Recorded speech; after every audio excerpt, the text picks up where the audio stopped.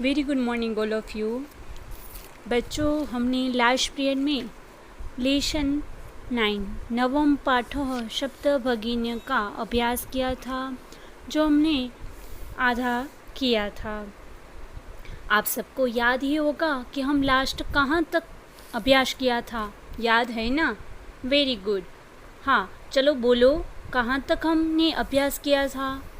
Very good.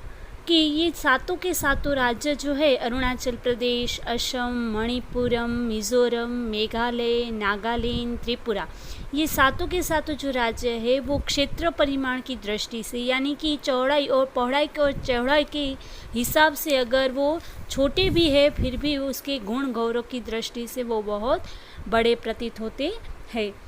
तो चलो अब आगे का अभ्यास हम करते हैं आज इस लेसन का। मैंने आपको लास्ट पीरियड में अनुवाद भी दिया था, तो आशा करती हूँ कि आप लोगों ने सबने संस्कृत की CW की बुक में अनुवाद लिख दिया होगा। तो चलो हम पाठ की शुरुआत करते हैं। सर्वे यानी सब बच्चे हैं, वो बोलते हैं कथम कथम, कथम कथम यानी कैसे कैसे। अध्यापिका कहती है इमाः शब्द भगिन्यः स्वयि प्राचीन इतिहासे प्रायः स्वाधीनाः एव दृष्टाः, न केनापि शासकेन इमाः स्वायत्तकृताः अनेकः संस्कृति विशिष्टतायां भारतभूमौ एतासां भगिनीनां संस्कृति महत्वदायिनी इति। यानी कि अध्यापिका बच्चों को समझाती है कि ये सातों जो बहनें हैं वो अपने प्राचीन इतिहास से ही प्राय स्वतंत्र ही दिखी गई है। प्राचीन इतिहास यानी कि बहुत समय पहले के इतिहास से ही, प्राय यानी कि ज़्यादातर, स्वतंत्र, स्वाधीन यानी स्वतंत्र ही, दृष्टा यानी कि देखी गई है। इसके ऊपर किसी का भी राज्य का शासन नहीं हुआ है।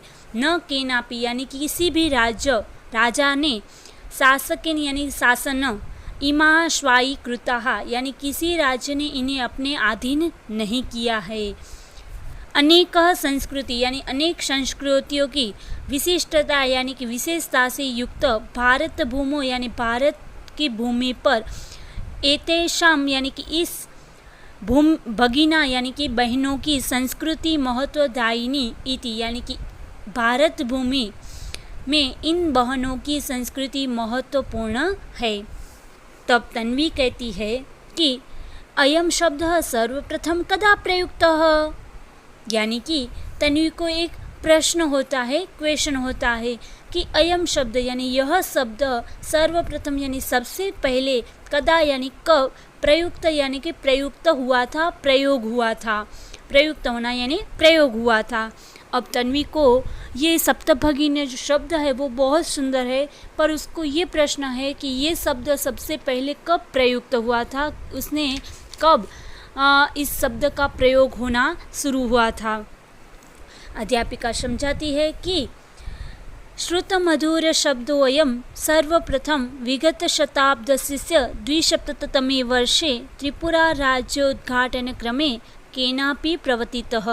अस्मिन्नेव काले एतेषां राज्यानां पुनः संगठनं विहितम्। यानी कि अध्यापिका कहती है कि श्रुत मधुर यानी कि सुनने में मधुर, शब्दोऽयं यानी कि यह शब्द, जो सुनने में ये शब्द मीठा लगता है, यह शब्द सर्वप्रथम यानी कि सबसे पहले, विगत शताब्दस्य यानी कि पिछली शताब्दी के 200तम वर्षे यानी कि 72वें यानी 1972, 200तम वर्षे यानी कि शताब्दी 72 वर्षे 1972 में वर्ष में त्रिपुरा राज्य यानी कि त्रिपुरा राज्य है उसका उद्घाटन क्रम यानी उद्घाटन के समय पर केनापि प्रवर्तित यानी किसी ने प्रयोग किया, उसकी शुरुआत की। अस्मिन् काले यानी इसी समय से, राज्यानां पुनः गठनम यानी कि इसी समय से इन राज्यों का फिर से, पुनः यानी फिर से, संगठनम यानी कि गठन हुआ, विहितम यानी हुआ, इस समय इन राज्यों का फिर से गठन होता है। तब से ये शुरुआत हुई, यानी कि 1972 से, पिछली शताब्दी यानी कि 1972 वर्ष में इसकी शुरुआत हुई सप्तभगिनी शब्द की। तब स्वरा कहती है कि अन्यतः किमपि विशिष्टम अस्ति एतेषां। स्वरा को और एक क्वेश्चन है कि अन्यतः यानी अन्यतः किमपि विशिष्टयम अस्ति एतेषां, यानी कि इनकी और दूसरी, अन्यतः यानी दूसरी कोई और भी विशेषता है, किमपि यानी क्या, विशिष्टम अस्ति यानी विशेषताएं है, अन्यतः यानी कि दूसरी, क्या इसकी दूसरी भी कोई विशेषताएं है। अध्यापिका कहती है नूनम अस्ति एव पर्वत वृक्ष पुष्प प्रभृतिभिः प्राकृतिक संपत्तिः सुसमृद्धानि सन्ति इमानि राज्यानि। भारतवृक्षे च पुष्पस्तबकः सदृशानि विराजते एतानि। अध्यापिका कहती है कि नूनम अस्ति एव यानी निश्चित रूप से ही है, यानी कि हाँ है ना, पर्वतः वृक्षः पुष्पः यानी कि पर्वत, पहाड़, पेड़, पुष्प, फूल आदि प्राकृतिक संपत्ति से, प्राकृतिक यानी कुदरती संपत्तियों से ये राज्य जो है वो सुसमृद्धानि यानी कि समृद्ध है। और इमानी राजनी ये राज्य जो है वो हरे भरे है, समृद्ध है। इन प्राकृतिक संपत्तियों से ये सातों के सातों राज्य है वो सुसमृद्ध है। इस राज्यों में हम प्राकृतिक सौंदर्यता से समृद्ध देखे जाते हैं। भारत वृक्ष यानी कि भारत रूपी वृक्ष पर च पुष्प स्तबक संद्राशेन यानी कि भारतवर्ष रूपी वृक्ष पर ये फूलों के गुच्छों की तरह पुष्प स्तबक सदृशानि यानी कि पुष्पगुच्छ, जो हम किसी का स्वागत करने के लिए पुष्पगुच्छ का प्रयोग करते हैं ना, हम हमारी भाषा में बोलते हैं बुके, यानी कि फ्लावर से बना हुआ एक गुच्छा। तो फूलों का गुच्छा जो होता है उनकी तरह विराजते यानी शोभा देता है। ये भारत, हमारा जो भारत वर्ष रूपी वृक्ष है, भारत हमारा देश है, वो इसको वृक्ष की उपमा दी है कि ये जो भारतवर्ष की जो रूपी वृक्ष है उसके ऊपर ये सातों राज्य है वो जैसे कि पुष्पगुच्छ हो, फूलों का गुच्छा हो, और वो कैसे शोभा देता है पुष्पगुच्छ, वैसे ही ये हमारा भारतवर्ष रूपी वृक्ष पर ये पुष्पगुच्छ की तरह शोभा देता है। ये सातों राज्यों में इतनी सारी प्राकृतिक संपत्तियां हैं, इतनी सारी हरी भरी कुदरती सौंदर्यता से ये भरे हुए हैं कि हमें इसको देखकर बहुत अच्छा लगता है। और ये हमारे भारत देश में पुष्पगुच्छ की तरह सुंदर लगता है, उनमें सुंदरता में अधिकता बढ़ावा करता है। राजीव कहता है कि भवती गृहे यथा सर्वाधिका रम्या मनोरमा च भगिनी भवति तथैव भारतगृहे अपि सर्वाधिकाः रम्याः इमाः सप्तभगिन्यः सन्ति।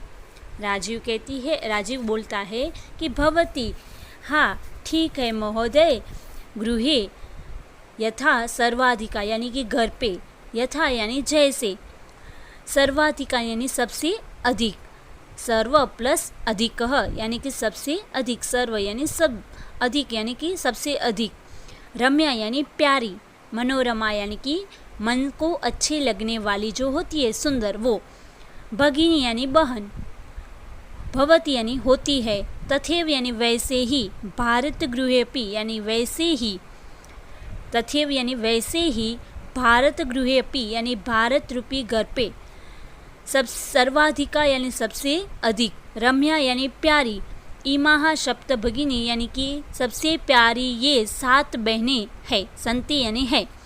राजीव क्या कहता है, देखो राजीव के उच्च विचार कितने हैं, उसके मन में तुरंत ही एक विचार आता है और वो कहता है कि हाँ महोदया, गृहे यथा सर्वाधिका रम्या मनोरमा च भगिनी भवती, यानी कि जैसे हमारे घरों में सबसे प्यारी और मन को अच्छे लगने वाली जो सुंदर हमारी बहन होती है, वैसे ही भारत रूपी घर में ये 7 बहनें हैं वो सबसे प्यारी और सबसे अधिक मन को अच्छे लगने वाली सुंदर है, ये 7 बहनें। राजीव अपने घर के बारे में बताता है कि जैसे कि घर में हम कहते हैं ना कि सबसे प्यारी कौन होती है, तो कि बहन। वैसे ही हमारे घरों में जैसे सबसे प्यारी बहन होती है, सबको सुंदर लगती है हमारी बहन, वैसे ही हमारी भारत रूपी घर में भी ये 7 बहनें हैं, वो सबसे सुंदर और प्यारी है और सबके लिए वो प्यारी है। तो इस प्रकार राजीव अपने उच्च विचारों के द्वारा ये 7 बहनें को भारत रूपी घर में प्यारी बहनें के रूप में मानी है।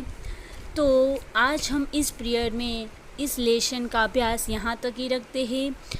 आगे का अभ्यास है वो हम नेक्स्ट पीरियड में समझेंगे। तो चलो आज का हम होमवर्क नोट कर लेते हैं।